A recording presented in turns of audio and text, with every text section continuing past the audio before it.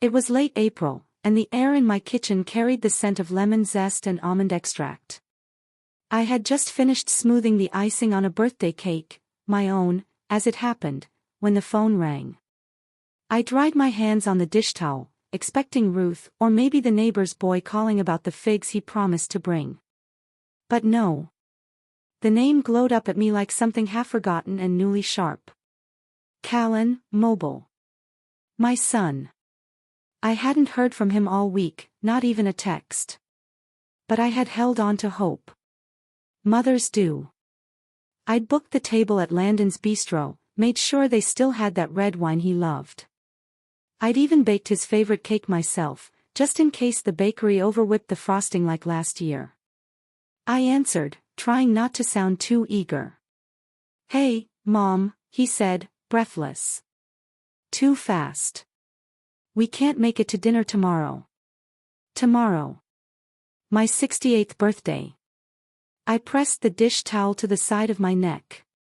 He kept talking. "We're at JFK already.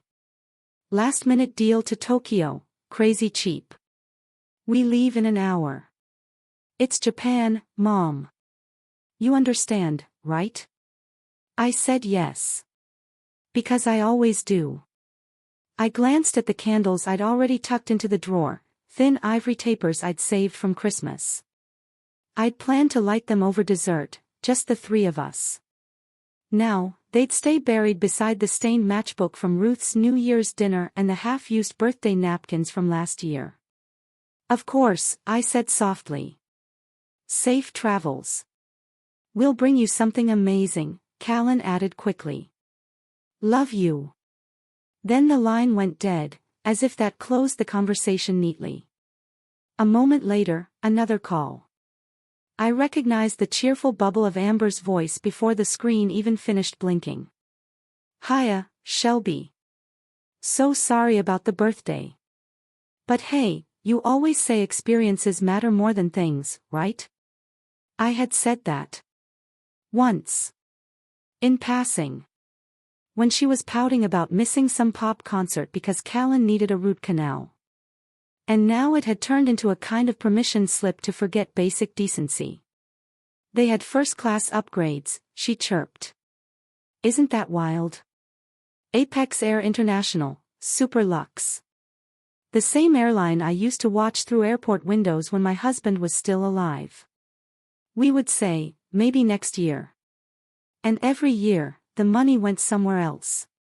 Roof repairs. Braces. A new furnace. Children." Amber hung up before I could form a reply. Her voice left the room feeling louder somehow. I turned back to the cake. The frosting had begun to set. It looked almost like the photo Callan drew when he was 7, me with a cake in one hand and balloons in the other. That drawing had hung on the fridge until the ink faded and the corners curled. Funny what you remember. That night, I didn't eat dinner. I couldn't. The quiet made chewing feel intrusive. I sat at the table, staring at the 3-place settings. I'd taken out the good dishes. Crystal water glasses. Cloth napkins folded into soft peaks. Everything white and lavender. The color of peace. The cake sat untouched. Eventually, I cleared it all away, one plate at a time, rinsing each under the tap before placing it back on the rack. I didn't even turn on the radio. I just listened to the clink of porcelain, the tick of the old wall clock, the hum of something very old inside me that had begun to stir. That night, long after the moon rose over the birch trees in the backyard, I went to the desk in the corner and opened my laptop. I didn't plan to. I hardly ever use it. Callan had set it up for me, said it was better to manage everything online. I had agreed, if only to avoid another lecture. Months ago, he'd offered to modernize my finances. "So you don't have to fuss with mail or stamps," he said. "And just in case something ever happens to you." He was so convincing. Gentle, persuasive. He asked me to add him as an authorized user. Only for emergencies, he promised. I'd signed the forms. So when I logged in that night, I didn't expect anything strange. I expected balance. Order. Instead, I found silence, followed by a scream, quiet and internal, rising slow and steady. The checking account showed a pattern I didn't recognize. Small withdrawals at first, $300 here, $500 there. Then bigger ones, $2,000 labeled as medical, $1,700 for moving services. I clicked further. Venmo entries with vague tags, thanks again, palm tree woman dancing, Bali fund. I don't know how long I stared at the screen. Maybe minutes. Maybe an hour. I clicked into the mortgage portal next. My breath caught. A new loan. Opened 3 months ago. Against my house. I had never signed anything. My credit report listed 3 cards I didn't recognize. Maxed out. One linked to a jewelry store in Manhattan. Another to a luxury hotel chain I'd never stayed at. I leaned back in the chair, my hands cold and damp. I thought of the time Callan asked for help with a dental bill. Said it was urgent. His smile had looked crooked on the video call, and I hadn't asked questions. Just wired the money. The next tab I opened was Instagram. I didn't even know I remembered Amber's handle. There she was. Tanned. Posing beneath a cherry blossom canopy.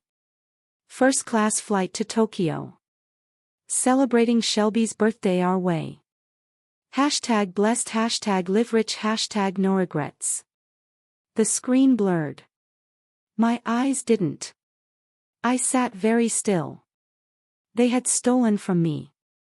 And worse, they thought I would never know. The next morning, I stood in the kitchen for a long while, hands wrapped around a mug I hadn't sipped from. The tea had gone cold. Outside, the wind rattled the window panes like someone trying to get in, or get out. I didn't cry. Not then. I just stood there, still in my nightgown, staring at the garden Callan used to help me weed. He'd once dug a little trench with his plastic shovel and called it, the river to heaven. I remember laughing so hard I dropped my lemonade. That memory tasted bitter now. At 9:15, I picked up the phone and called Ruth Langford.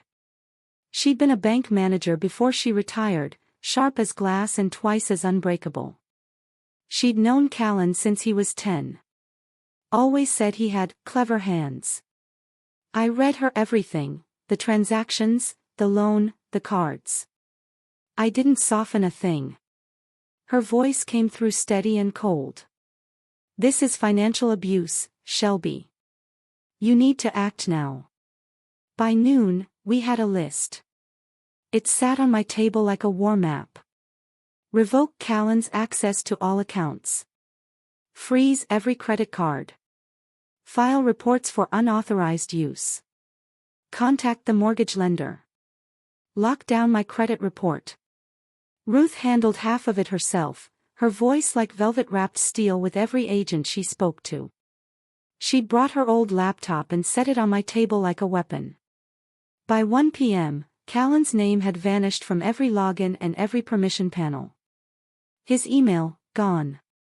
His mobile number, blacklisted. When we got to the airline, it took longer. Apex Air required multiple verifications. I had to fax them a notarized affidavit, along with my photo ID. But once they confirmed the cardholder was me, and only me, they canceled the return tickets. They were already in Tokyo. Already walking streets they couldn't pronounce. Posting photos of noodle bowls and cherry blossoms and flower-shaped candy on little lacquer trays. Let them. Let them buy something lovely. Let them toast their cleverness. Let them sleep under silk sheets and dream of what they'd done. Because the money that paid for it. It had dried up. By the time they ordered dessert, their cards began to decline, one after the other, like dominoes. I didn't hear from them for hours. Not until late evening, when when the sun had dipped and the kitchen lights buzzed with that low electric hum that makes everything feel louder. The phone rang. I let it go to voicemail. Then it rang again. Finally, I picked up. Callan's voice was tight. Edges I hadn't heard since he was 17 and trying to lie about a broken curfew. Mom, something's wrong. None of the cards are working. The hotel says we can't check in. What's going on? I stirred my tea, slowly. I reported the cards as stolen, I said. Which, technically, they were. A pause. You can't be serious. I am. You'll leave us stranded in Japan. I looked out the window. The birch trees had started to sway, pale leaves trembling. You stranded me on my birthday, I said, evenly. I sat alone with a reservation for 3 and a cake for no one. Amber's voice crackled through the line, sharp and cloying. You're being cruel, Shelby. No, I said. I'm being clear. She started to speak again, but I hung up. The silence after felt like air rushing back into a room that had been vacuum sealed. I slept that night. Not well. But deeply. The kind of sleep that comes after choosing yourself. The next morning, I did something unexpected. I put on my blue cotton dress, the one with the mother-of-pearl buttons, and I drove to Landon's Bistro. I sat at the table I'd reserved. Alone. The hostess looked nervous. I smiled and waved off her concern. Just me today. The waiter brought the wine I had ordered in advance, a Malbec I'd meant to share with Callan. I sipped it slowly. When the meal arrived, pan-seared trout with dill cream, I ate every bite. I left the tip in cash. $60, tucked beneath the edge of the plate. I signed the bill, Shelby T., birthday girl. On the way home, I stopped at the hardware store and bought a new deadbolt. Brass. Heavy. No spare keys. By noon, the locks were changed. I sat on the porch, the wind in my hair, and let the sun warm my arms. For the first time in weeks, I wasn't afraid. The call came 5 hours later, right as I was folding towels in the laundry room, old habit, something to keep my hands busy. The phone buzzed once, twice. I didn't rush. It was Callan again. The third time that day. I let it ring a while longer before I answered. His voice spilled out, unsteady now, like water slipping past a cracked dam. Mom, please. The hotel won't let us stay without a working card. We tried calling Amber's parents, but they're not picking up. We don't know what to do. I said nothing at first. Just held the phone, the fabric of a bath towel still warm in my lap. I reported fraud, I said finally. Everything linked to my name is under investigation. It could be weeks before any of those cards are usable again, if ever. He sounded winded, like he'd been running or panicking or both. Why would you do this? We're your family. You took out a mortgage in my name, I said calmly. You forged documents. You drained my accounts. We were going to pay it back. With what? Airline peanuts and empty promises. I could hear Amber in the background, her voice rising, sharp and defensive. You're punishing us. You left us in a foreign country like criminals. No, I said. You're punishing yourselves. I'm just refusing to sponsor the damage anymore. There was a silence then. I imagined the two of them standing outside a luxury hotel, their suitcases at their feet, the glamour peeling from their skin. You could have talked to us, Callan said at last, his voice smaller. You could have told me you were upset. I did, I said softly. Every birthday you missed. Every holiday I spent alone. Every time I said, I understand. That was me telling you. You just didn't want to hear it. He didn't reply. I could hear wind through the phone, a burst of traffic. Then Amber again, she's crazy. This is elder abuse in reverse. I almost laughed. Almost. Instead, I said, you'll be fine. You're resourceful. After all, you managed to rob your own mother without even getting your hands dirty. Then I hung up. I stood in the laundry room for a long moment, listening to the thud of the dryer drum. The scent of lavender sheets filled the air. By evening, I received an email from the mortgage lender. The fraud claim had been escalated. The signature on the second loan didn't match mine. It would take weeks to resolve, but the tone was serious, sympathetic. I wasn't the first. Later that week, a packet arrived from my lawyer. Inside, the formal repayment agreement. I had asked Ruth for a referral, a no-nonsense estate attorney with a reputation for biting ankles if needed. He delivered. The plan was clear, $2,000 per month until the full amount, now over $60,000, was repaid. Default would result in civil charges. Any attempt to access my identity again would invoke criminal fraud. They'd receive the papers when they returned. Which they did, 1 week later.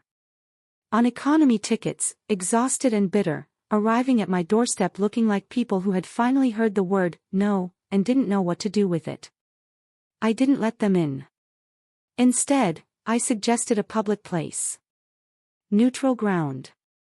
A diner. Vinyl booths and laminated menus. No wine list. Just clarity. We sat across from each other, the smell of grease and burnt coffee curling in the air. Amber was silent. Callan looked everywhere but my eyes. We made mistakes, he said. We want to make it right. You stole from me, I replied.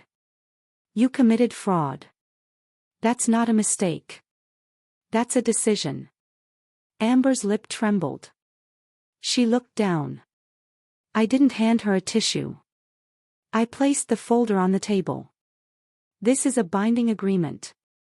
You'll repay me every cent. If you miss a payment, the next thing you get won't be a bill. It'll be a court summons. Callan opened the folder with shaking hands. He didn't argue. Neither did she. They signed. As we stood to leave, Amber whispered something. I didn't mean for it to go this far. I paused. You never do. Then I walked out. Outside, the air felt sharper. Cleaner.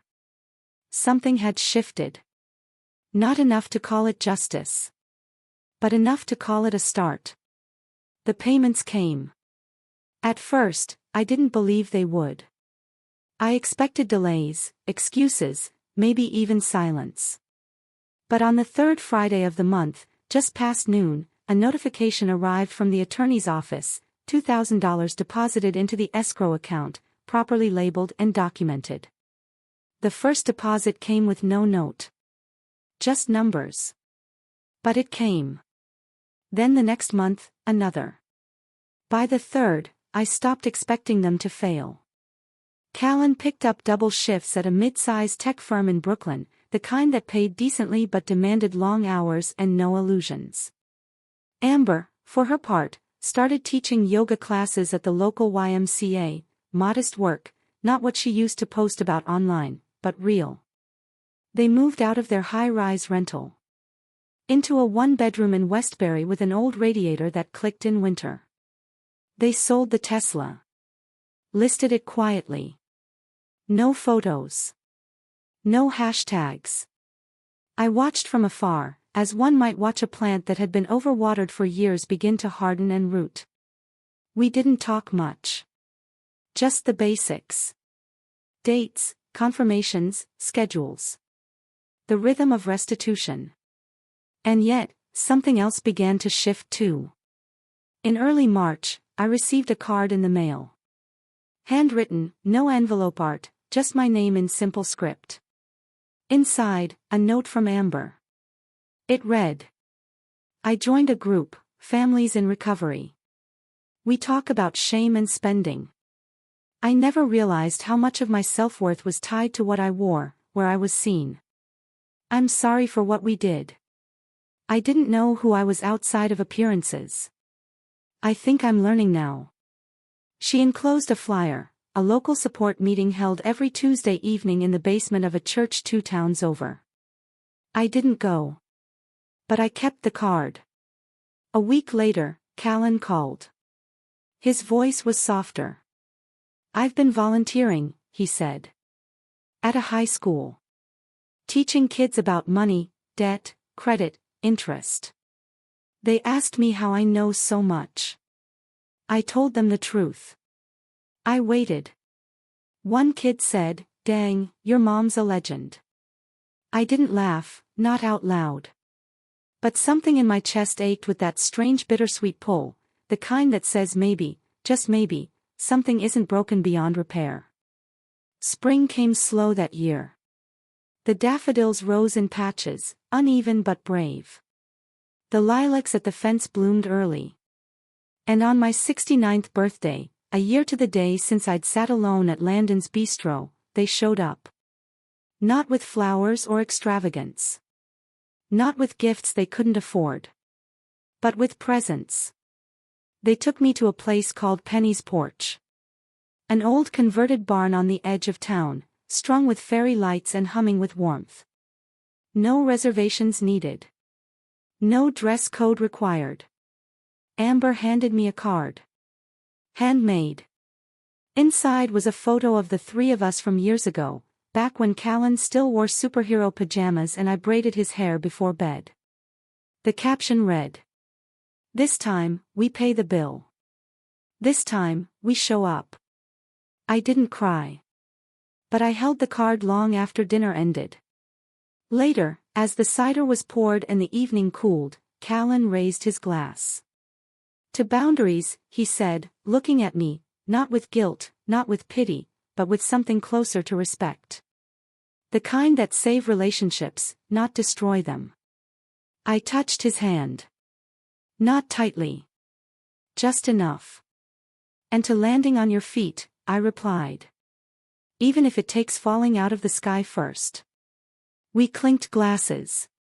The sound was small, but clear. 6 months later, I stood in front of a small room at the town library, fingers trembling ever so slightly as I adjusted the stack of handouts. A dozen folding chairs had been arranged in a half-circle.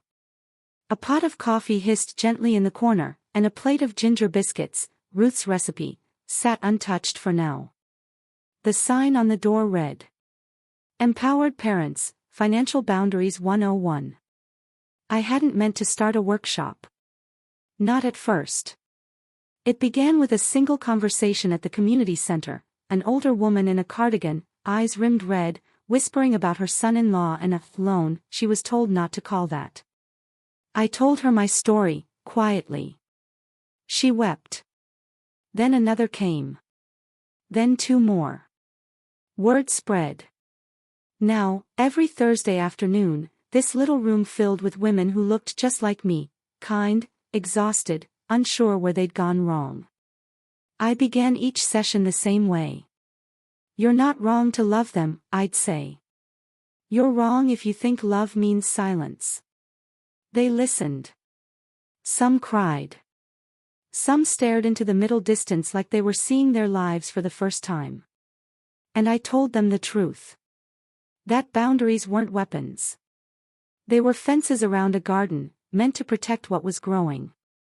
Last week, a woman named Claire brought in her own repayment plan, typed, notarized, firm. She slid it across the table and said, "He cried. But he signed." That night, as I locked up the library and stepped into the chill of early October, I saw Callan's car waiting by the curb. He rolled down the window. "Dinner?" he asked. No strings, no surprises. I nodded.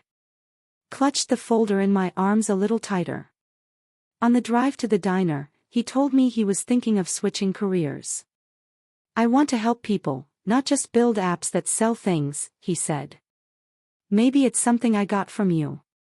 And I just smiled. Not because I believed everything was perfect now. But because he saw me. Really saw me.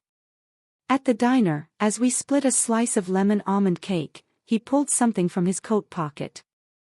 A wrinkled second-grade drawing, sun-bleached and fragile. Me, with a cape. Captioned, "My mom saves the day." "I found it in a box," he said.